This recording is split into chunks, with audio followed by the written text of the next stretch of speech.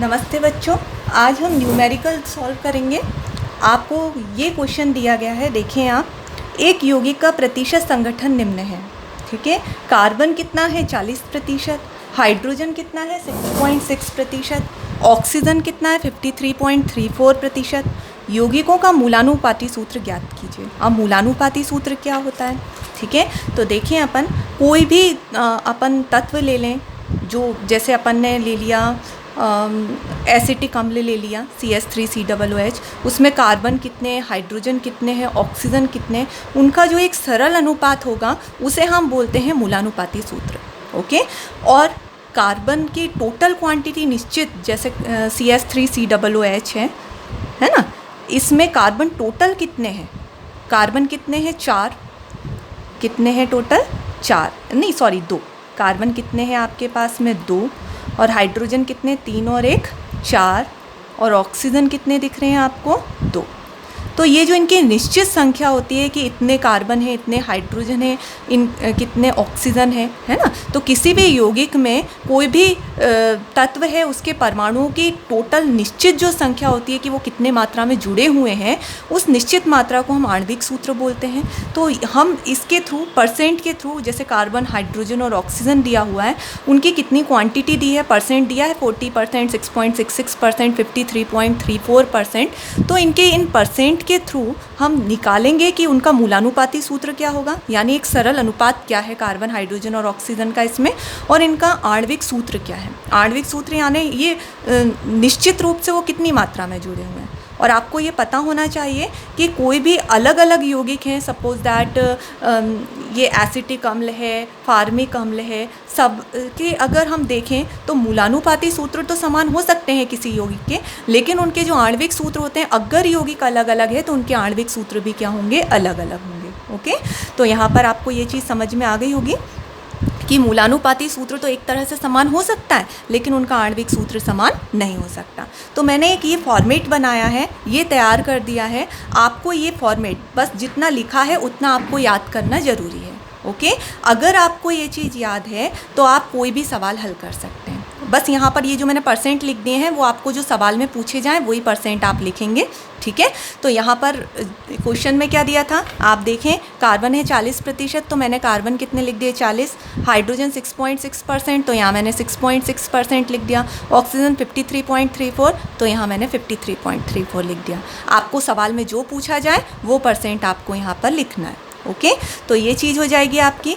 अब आपको यहाँ क्वेश्चन में दिया है यौगिक का मूलानुपाती सूत्र ज्ञात करें, व यौगिक का वाष्प घनत्व कितना दे रखा है 30, और आणविक सूत्र आपको ज्ञात करना है। चलिए अब देखें किस तरह से निकालना है। कार्बन का जो परमाणु द्रव्यमान यानी भार होता है वो हमेशा होता है 12, हाइड्रोजन का कितना होता है 1, और ऑक्सीजन का भार कितना होता है 16। भार और द्रव्यमान एक ही चीज़ होती है, तो सबसे पहले मुझे उनका भार लिख लेना है। लिख लिया। अब आपको क्या करना है, परमाणु की अपेक्षित संख्या निकालनी है। परमाणु की अपेक्षित संख्या किस तरह से निकालेंगे, 40 में आप 12 का डिवाइड कर देंगे, ओके। इसी तरह से 6.66 में आप किसका डिवाइड करेंगे, 1 का कर देंगे। 53.34 में आप डिवाइड कर देंगे किसका, 16 का, ठीक है। तो आप ये डिवाइड करके देखिएगा तो आपको कितना वैल्यू आ जाएगा 3.33। यहाँ पर इसका डिवाइड इसमें करेंगे तो 6.66, और इसका इसमें करेंगे तो 3.33। तो डिवाइड आप आसानी से कर सकते हैं। तो ये आप डिवाइड करके देखिएगा तो आपकी ये वैल्यू आ जाएगी, ओके। तो अपना ये वाला कॉलम भी भर आ गया, तो आपको ये चीज़ भी समझ में आ गई होगी। नेक्स्ट आपको क्या निकालना है, इनका सरलतम अनुपात निकालना। तो सरलतम अनुपात निकालने के लिए आपको इन तीनों में देखना है कि सबसे छोटा कौन है। सबसे पहले तो आप क्या लिख लीजिए, यही वैल्यू लिख लीजिए 3.33, 6.66, 3.33, ये वैल्यू तो आपने लिख ली। अब इन तीनों में आप देखें कि सबसे छोटा कौन है। सबसे छोटा यहाँ पर आपको कौन सा दिख रहा है, 3.33, ओके। 6.66 से छोटा है, तो आप क्या करेंगे, तीनों में उस चीज़ का डिवाइड कर देंगे, 3.33, 3.33, 3.33, ओके। तो जब आप इनका डिवाइड करेंगे तो इससे ये कैंसिल हो जाएगा, कितना आ गया 1, 3 1 जा 3, 3 2 जा 6, तो यहाँ पर कितना आ गया 2, और इसमें कट कर देंगे तो कितना आ जाएगा 1। तो आपको जो एक सरल अनुपात मिला है, तो कार्बन कितना मिला है 1, हाइड्रोजन कितना मिला है 2, और ऑक्सीजन कितना मिला है 1। तो सरल अनुपात आपको क्या मिल गया, 1:2:1। ओके, तो ये चीज़ तो आपकी सरल अनुपात हो गया। अब आपको निकालना है मूलानुपाती सूत्र। तो इसका मूलानुपाती सूत्र, कार्बन का अनुपात कितना निकला 1, तो कार्बन आपने कितना लिख दिया 1। ठीक है, हाइड्रोजन कितना निकला 2, तो हाइड्रोजन आपने कितने लिख दिए 2। और ऑक्सीजन कितना निकला 1, तो ऑक्सीजन आपने लिख दिया 1। तो ये आपका एक सरल अनुपात है, ये यौगिक नहीं है। ठीक है, यौगिक तो अलग हो सकते हैं, लेकिन एक सरल अनुपात आपको निकाल के बता दिया कि इस यौगिक का जो मूलानुपाती सूत्र है वो आपका ये है। ओके, एक सरल अनुपात है, ये तो किसी भी यौगिक का समान हो सकता है। अब हमें निकालना है कि वो यौगिक क्या है, एग्जैक्टली उस यौगिक का नाम हमें पता करना है। आपको सिर्फ परसेंट दिए कि इन इतनी इतनी क्वांटिटी में ये चीज़ है, तो आपका आणविक सूत्र क्या है, वो यौगिक कौन सा है वो निकालना है। तो उसके लिए अगर आपसे मूलानुपाती सूत्र पूछें तो आपका आंसर यहीं फिनिश है, CH2O। लेकिन अगर आपसे आणविक सूत्र पूछा जाता है तो आपको ये प्रोसेस और याद रखनी पड़ेगी। ये भी सबके लिए सेम रहेगा, फॉर्मूले जो मैंने लिखे हैं आप ये याद रख लीजिएगा। अब मूलानुपाती सूत्र का द्रव्यमान निकालना है। तो कार्बन जो है, कार्बन का भार कितना होता है 12, हाइड्रोजन का भार कितना होता है 1, और यहाँ हाइड्रोजन कितने हैं 2, तो 1 का 2 में गुणा किया तो कितना आया 2 एकम 2, तो यहाँ मैंने कितना लिख दिया 2। ऑक्सीजन है कितना 1, तो ऑक्सीजन का भार कितना होता है 16, तो 16 17 18, 18 और 12 कितने हो गए 30। ओके, तो ये आ गया मूलानुपाती सूत्र का द्रव्यमान। ठीक है, अब हमें निकालना क्या है, आणविक द्रव्यमान। तो आणविक द्रव्यमान का फॉर्मूला होता है वाष्प घनत्व गुणित 2।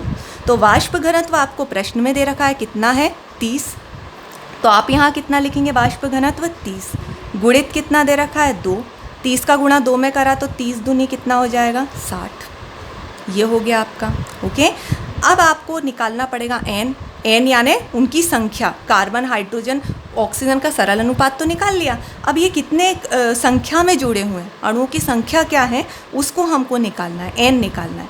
तो आणविक द्रव्यमान बटे मूलानुपाती सूत्र का द्रव्यमान। आणविक द्रव्यमान हमने कितना निकाला 60, मूलानुपाती सूत्र का द्रव्यमान कितना निकाला 30, 30 में 60 का डिवाइड किया तो कितना आ गया अपना 2, यानी n की संख्या अपनी कितनी आ गई है 2। ठीक है, अब मूलानुपात अणु सूत्र निकालना है। मूलानुपाती सूत्र निकालना होता तो ये आपका फिनिश था यहाँ पे, सॉरी यहाँ पे ये आपका मूलानुपाती सूत्र आ गया था। लेकिन हमको क्या निकालना है अणु सूत्र। तो अणु सूत्र निकालने के लिए मूलानुपाती सूत्र जो आया था CH2O इंटू हमको n करना है, तो n कितना आया है अपना 2। ओके, तो 2 का अगर कार्बन में इंटू करेंगे तो C कितने हो जाएंगे 2, हाइड्रोजन कितने हो जाएंगे 4, और ऑक्सीजन 2 दूनी 4, और ऑक्सीजन 1 है तो 1 दूनी 2। तो ये आपका क्या हो जाएगा अणु सूत्र आ जाएगा। तो इस तरह से हम किसी भी परसेंट के हिसाब से किसी भी पदार्थ का मूलानुपाती सूत्र और अणु सूत्र निकाल सकते हैं। ये चीज़ आपको समझ में आ गई होगी। ठीक है, तो इसी तरह से आपको मैं एक डेरिवेशन दे रही हूँ, आपको वो सॉल्व करना है। चलिए ये क्वेश्चन मैं आपको बता देती हूँ, आप नोट कर लीजिएगा और ये आप करके मुझे बताएंगे।